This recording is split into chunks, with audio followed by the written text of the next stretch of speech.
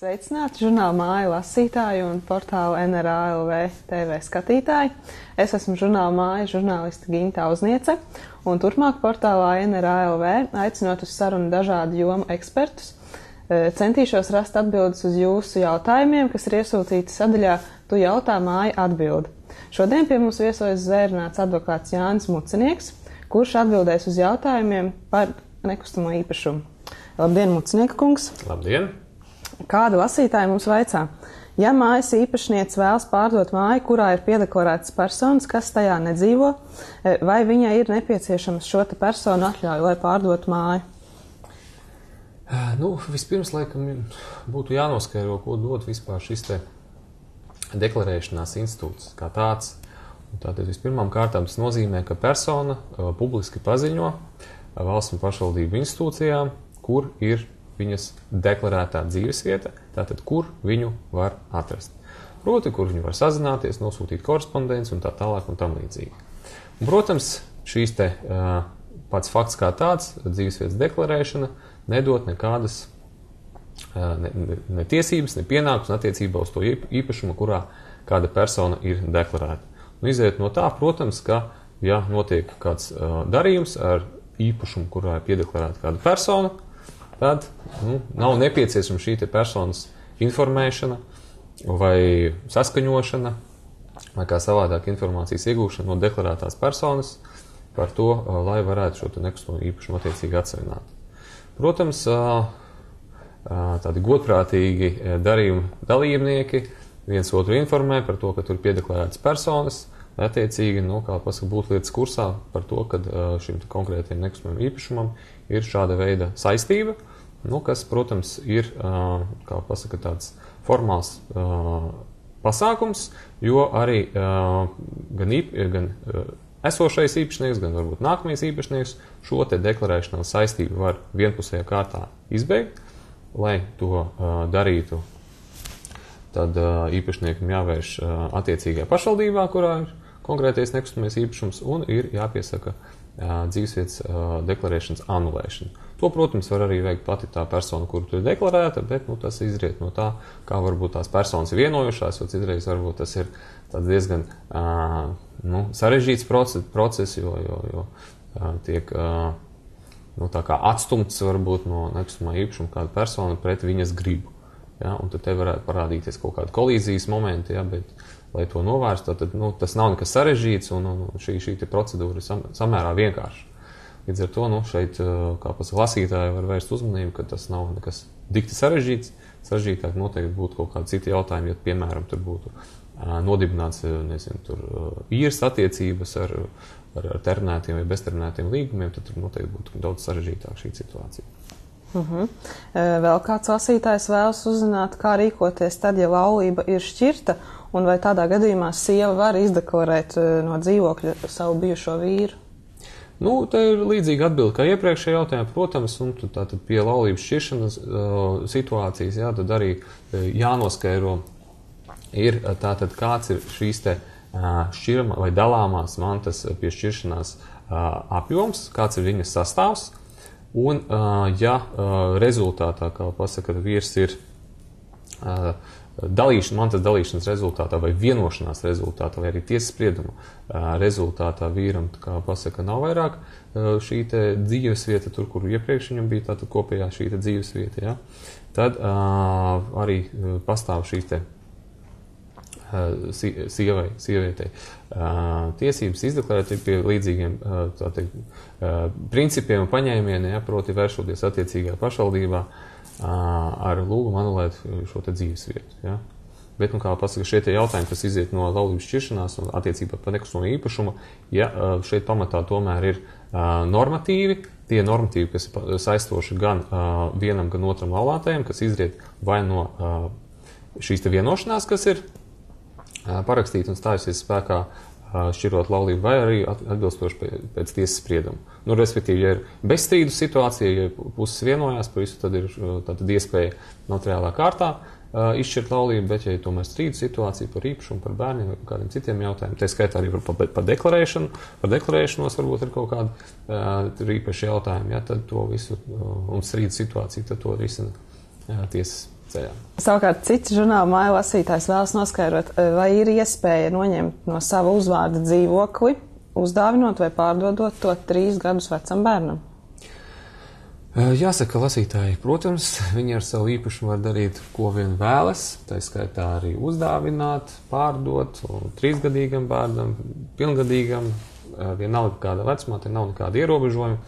Un, protams, kad ir jāievēro attiecīga procedūra, proti jābūt attiecīgam darījumam, vai tas ir pirkuma darījums, vai tas ir dāvinājuma darījums. Tā ir faktiski pašas lasītājas izvēle un izšķiršanās, jo šeit ir arī vairākas juridiskās atšķirības. Ja? Jo dāvinājuma situācijā tad arī apdāvinātai personai viņai jābūt ar mieru, jāsniedz savu piekrišanu. Un šajā situācijā tas ir nepilngadīgs bērns, tad, protams, šo piekrišanu sniedz viņas likumiskais pārstāvis, kas šajā gadījumā būtu kāds no vecākiem, acīm redzot. Ja?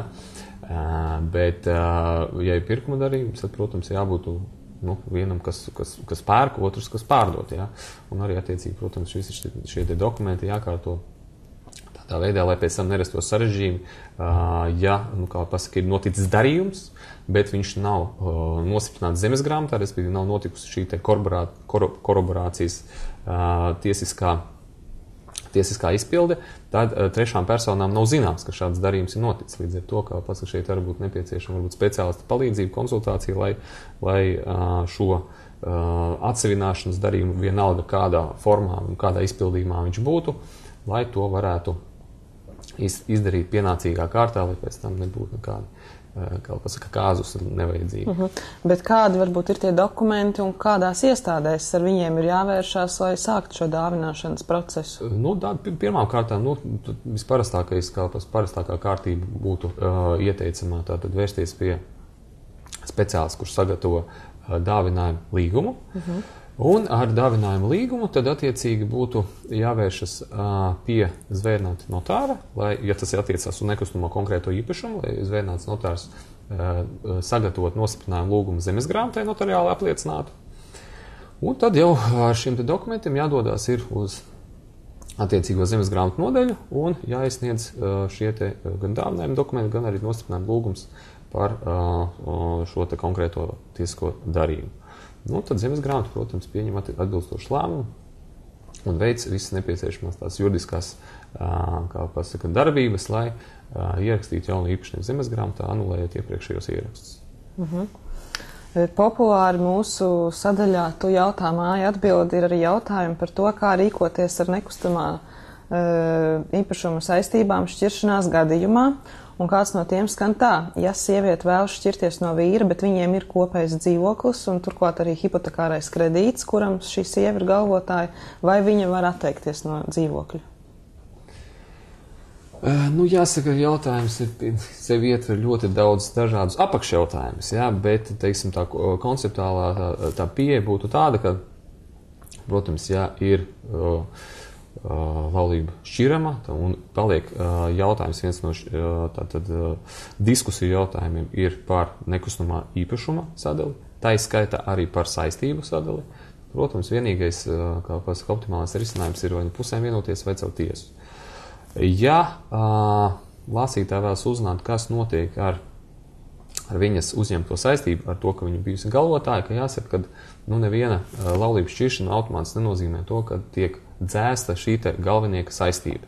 Viņa jebkurā gadījumā paliks līdz brīdim, kad tiks izpildīta tā pamatsaistība.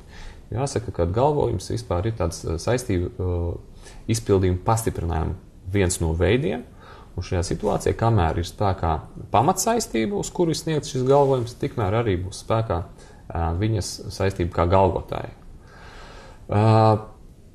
Protams, varbūt tas nav tas patīkamākais mirklis, ka notiek šī dalīšana, ja, bet varētu notikt, kā pasaka, tirgošanās par šo jautājumu, jo, ja puses vienojas vai arī tiesas ceļā beigās līdz tam nonāk, ja, tad vienam no laulātajiem paliek nekustamais īpašums, otrs savukārt šo savu daļu, kā pasaka, kompensācijas veidā saņem kā naudu.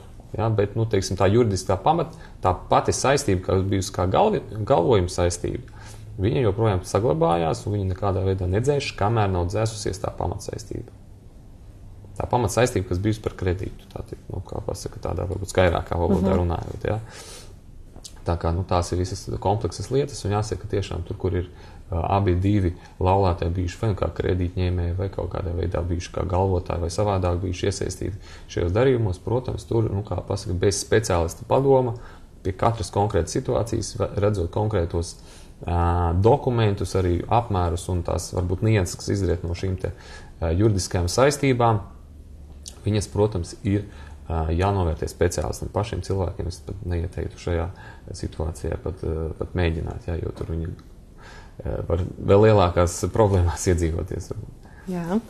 Un visbeidzot, vai ir iespējams no dzīvokļa izlikt vīru, kas apdraud sievu un bērnus, ja dzīvoklis tiek īrēts no saimnieka un īres līgums ir uz sievas vārda? Vai šī sieva var izlikt vīru no īrētā dzīvokļa? Laikam jau, ka viss kaut kas ir iespējams mūsu dzīvē, un arī vīru var izlikt ārā, un pēc tam varbūt atkal dzīvot kaut kā kopīgi laimīgi. Šeit jautājums jānošķir atkal divas daļas. Ja. Viena, ja vīrs tiešām apdraud sievas dzīvību, veselību, tad tas jau, kā pasaka, velk uz krimināla likuma normu piemērošanu, proti, ja ir noteikts, ja ir pazīmes, kad varētu būt tiešām šie draudi ticami un reāli, tad es ieteiktu vērsties tiesību aizsargājušajās iestādēs, nevis šo te jautājumu risināt, kā paskat, pārunu ceļā, jo, ja tu tiešām ir ļoti agresīvi noskaņoti laulātie, tad ar pašu spēkiem laikam tur būs švakāk. Cita lieta, kas attiecas uz šo te juridisko pusi par izlikšanu, te atkal jāsaka, tas ir faktiski, acīm redzot, tiesas ziņā ir, jo arī laulātēm tomēr ir tiesības, lai arī kāds viņš būtu dzīvot šajā dzīvoklī, kamēr netiek panākta cita vienošanās. Varbūt tā arī kaut kāda, teiksim, ārpustiesas vienošanās, kā es iepriekš minēju, laulības šķiršanas, tie varianti pastāv. Vairāk ir vienkāršāk un sarežģītāk pie sarežģītākām situācijām, kur puses nespēja vienoties. Līdz ar to, šeit arī, kā pasaka, prasās varbūt nedaudz pēc papildus informācijas, lai varētu tā precīzāk atbildēt lasītāji.